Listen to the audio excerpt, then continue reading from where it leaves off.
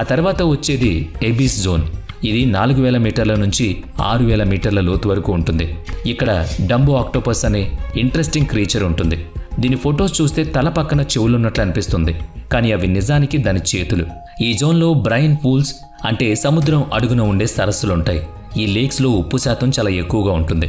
పొరపాటున ఏదైనా క్రియేచర్ అందులో పడితే ఖచ్చితంగా చనిపోతుంది. అలాగే ఇక్కడ హైడ్రోథర్మల్ వెంట్స్ కూడా ఉంటాయి. అండర్ వాటర్ వోల్కనోస్ ఇక్కడ నుంచే మొదలవుతాయి.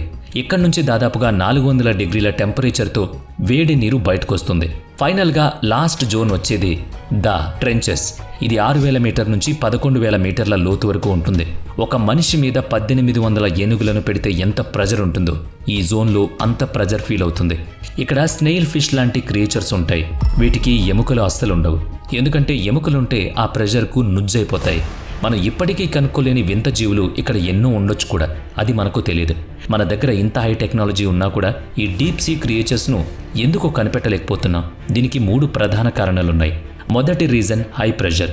మనం డీప్ సీ లోపలికి వెళ్లే కొద్దీ ప్రెషర్ విపరీతంగా పెరుగుతుంది. ఆ ప్రెషర్కు ఏదైనా సరే నాశనం అవ్వాల్సిందే. ఓషన్ గేట్ సబ్మరైన్ విషయంలో కూడా బహుశా ఇదే జరుగుండొచ్చు. ఆ సబ్మరైన్ నీటి లోపలికి వెళ్ళింది, కానీ అక్కడ ఉండే ప్రెషర్ను తట్టుకోలేక పేలిపోయింది. సేమ్ ఏది వెళ్ళినా కూడా అలాగే జరుగుతుంది.